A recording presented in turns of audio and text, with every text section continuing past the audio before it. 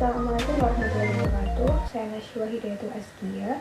Di sini saya akan menjawab soal UTS, desain dan pengembangan kurikulum PAI. Soal yang pertama yaitu terkait urgensi dari mata kuliah ini sendiri. Jadi, secara teoritis, mata kuliah desain dan pengembangan kurikulum PAI ini sangat penting bagi calon guru PAI.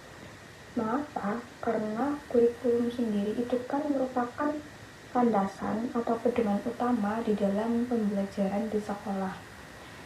Yang mana pembelajaran yang baik dan efektif itu juga harus didukung dengan kurikulum yang baik dan juga sesuai dengan konteks. Nah, dalam mata kuliah ini saya diajarkan bagaimana cara merancang dan mengembangkan kurikulum yang sesuai dengan karakteristik peserta didik dan mengakomodasi kebutuhan mereka, sehingga ini sangat penting untuk mencapai tujuan pendidikan yang diinginkan. Kemudian dalam prakteknya, kemampuan merancang dan mengembangkan kurikulum PAI itu akan sangat membantu calon guru dalam menghadapi tantangan di dalam kelas. Dengan memiliki kemampuan tersebut, calon guru akan lebih mudah dalam membuat rencana pembelajaran yang efektif dan juga efisien. Selain itu juga guru bisa mengidentifikasikan kelemahan dan kekuatan kurikulum yang ada serta memperbaiki agar lebih efektif dengan menyesuaikan kebutuhan peserta didik. Kemudian soal yang kedua, apa sih hidden curriculum itu ya? Jadi hidden curriculum itu nilai atau norma dan sikap yang tidak secara langsung itu diajarkan di dalam kurikulum formal, tetapi lebih ditekankan di dalam budaya sekolah dan juga pengalaman pembelajaran yang terjadi di luar kelas. Nah, hidden curriculum ini bisa berdampak positif atau juga berdampak negatif bagi peserta didik. Kemudian dua hidden curriculum yang saya pelajari ketika dalam pembelajaran di mata kuliah ini ya. Yang pertama ada keterampilan sosial. Jadi di dalam mata kuliah saya mempelajari keterampilan sosial seperti berdiskusi dan juga bekerja sama dengan teman-teman di kelas. Hal ini bisa membantu saya dalam meningkatkan keterampilan sosial. Selain itu juga ada etika profesional. Saya mempelajari etika dan perilaku profesional dari Bapak Halim ya, yang harus dijunjung tinggi oleh seorang guru PAI seperti saya nanti kelak, seperti berpakaian rapi, kemudian memakai sepatu bukan sandal, kemudian berbicara dengan baik, yang nantinya bisa saya praktikkan di dalam kehidupan sehari-hari. Nah, selain di dalam kelas, saya juga mendapatkan dua hidden curriculum yang dapat saya pelajari di lingkungan kampus tapi di luar kelas, seperti kemandirian. Tentunya kampus itu menyediakan lingkungan yang mendukung kemandirian saya dalam menyelesaikan tugas-tugas akademik maupun non-akademik. Hal ini membantu saya meningkatkan kemandirian dalam mengerjakan suatu apapun di dalam kehidupan sehari-hari. Kemudian selain kemandirian, saya juga belajar toleransi atau menghargai. Maksudnya apa? Maksudnya di kampus itu kan memiliki lingkungan yang beragam, teman-teman yang banyak dan beragam sifat ya. Hal ini saya belajar di situ bagaimana sih saya menghargai terhadap perbedaan yang ada, seperti perbedaan pemikiran, perbedaan pendapat dalam diskusi kelas, dalam diskusi organisasi seperti itu. Kemudian perbedaan sikap mungkin karena faktor keluarga, karena perbedaan pola asuh di rumah, seperti itu.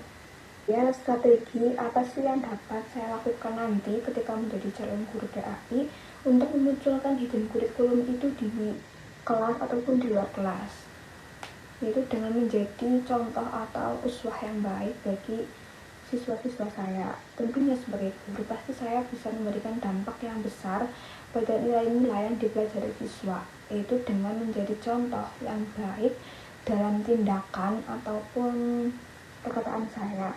sehingga siswa itu bisa melihat dan juga meniru dan mempraktekkan di luar kelas. Selain itu juga dengan memberikan pengalaman langsung dalam banyak kasus, misalnya membantu siswa untuk memahami nilai-nilai seperti tanggung jawab, kemandirian, ketekunan, keberanian, kemudian menciptakan kesempatan bagi siswa itu untuk terlibat dalam proyek-proyek nyata atau berpartisipasi dalam kegiatan di luar kelas. Kemudian soalan ketiga, jika saya menjadi guru PAI dan hendak menerapkan model social function kurikulum dalam pembelajaran, bagaimana sih saya akan mendesain pembelajarannya?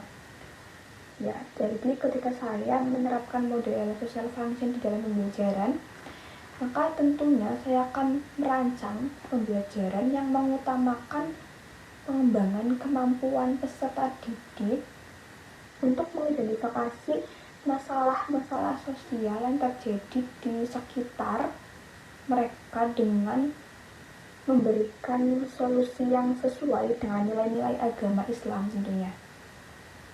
Nah, pada awal pembelajaran, saya akan memperkenalkan peserta didik dengan konsep social function itu apa sih definisinya, kemudian memberikan contoh-contoh kasus nyata tentang masalah sosial yang terjadi di dalam masyarakat.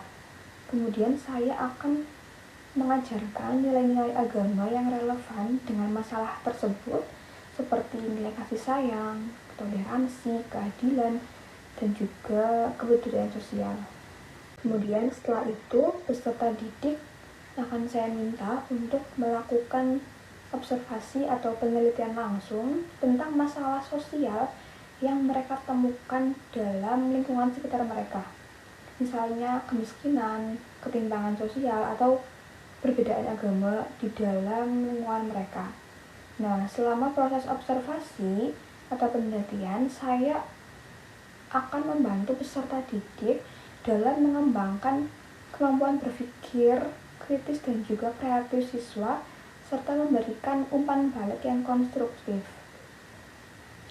Kemudian setelah selesai melakukan observasi, peserta didik akan diminta untuk merancang bagaimana sih solusi yang sesuai dengan nilai-nilai agama yang telah dipelajari.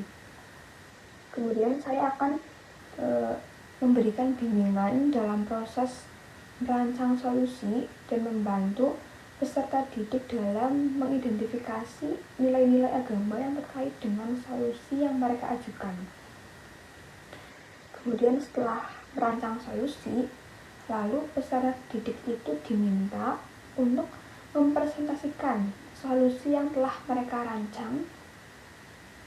Kemudian saya akan memberikan umpan balik yang konstruktif dan memfasilitasi siswa dalam diskusi antar peserta didik tentang solusi yang telah dipresentasikan.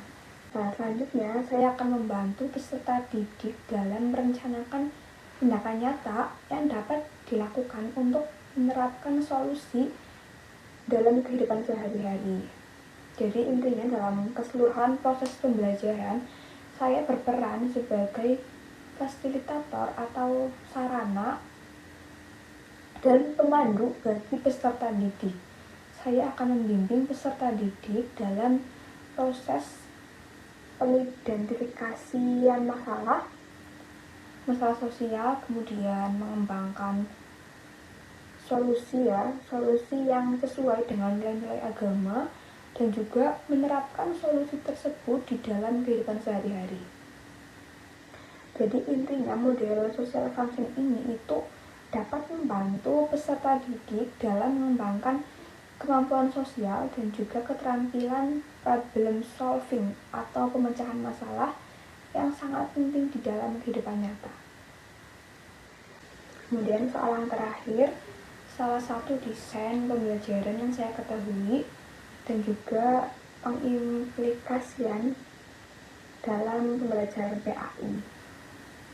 Salah satu desain yang saya ketahui itu IBL atau Inquiry Based Learning, yang mana IBL ini adalah metode pembelajaran yang menekankan kepada proses penemuan atau discovery learning oleh peserta didik melalui observasi atau eksplorasi. Nah, dalam pembelajaran IPL ini, peserta didik itu diharapkan bisa mengembangkan kemampuan berpikir kritis dan kreatif melalui proses penyelidikan atau penemuan. Kemudian bagaimana implikasi atau penerapannya dalam pembelajaran PRI? Penerapannya itu bisa dilakukan dengan memilih topik yang relevan dengan kehidupan sehari-hari peserta didik, seperti misalnya pengamalan nilai-nilai Islam dalam kehidupan sehari-hari. Nah, peserta didik itu nanti diminta untuk melakukan penyelidikan atau eksplorasi tentang bagaimana sih nilai-nilai Islam itu dapat diterapkan dalam kehidupan sehari-hari, baik itu di lingkungan keluarga, masyarakat, ataupun di tempat kerja, seperti itu. Nah, selama proses penyelidikan atau eksplorasi, peserta didik itu akan belajar tentang nilai-nilai Islam, bagaimana nilai-nilai tersebut itu bisa diterapkan dalam kehidupan sehari-hari, serta bagaimana nilai-nilai Islam itu bisa meningkatkan kualitas hidup peserta didik dan lingkungan sekitar. Nah, melalui proses ini, peserta didik itu akan mengembangkan tentunya kemampuan berpikir kritis dan juga kreatif, serta memahami lebih dalam tentang nilai-nilai agama yang harus dipraktikkan atau diterapkan dalam kehidupan sehari-hari. Kemudian apa setelah itu? Nah, setelah itu ada proses peserta didik itu diminta untuk mempresentasikan hasil penelitian atau eksplorasi yang sudah mereka lakukan, baik itu secara lisan ataupun tulisan. Nah, setelah presentasi, kemudian guru itu dapat melakukan diskusi dan juga refleksi bersama dengan peserta didik tentang nilai-nilai agama yang telah dipelajari dan bagaimana nilai-nilai agama Islam itu bisa diaplikasikan dalam kehidupan sehari-hari secara lebih konkret dan juga praktis. Nah, jadi dalam keseluruhan proses pembelajaran IBL atau Inquiry Based Learning, guru itu berperan sebagai fasilitator dan juga pemandu bagi peserta didik. Guru bisa membimbing peserta didik dalam proses penyelidikan atau eksplorasi, kemudian memberikan umpan balik yang konstruktif, serta membantu peserta didik itu bisa berpikir kritis dan juga kreatif. Nah, intinya metode IBL ini dapat membantu peserta didik dalam memahami nilai-nilai agama secara lebih mendalam dan mampu menerapkan nilai-nilai agama tersebut di dalam kehidupan nyata dengan lebih baik. Seperti itu. Mungkin sekian yang dapat saya sampaikan. Saya mohon maaf jika terdapat kekurangan dan juga kesalahan.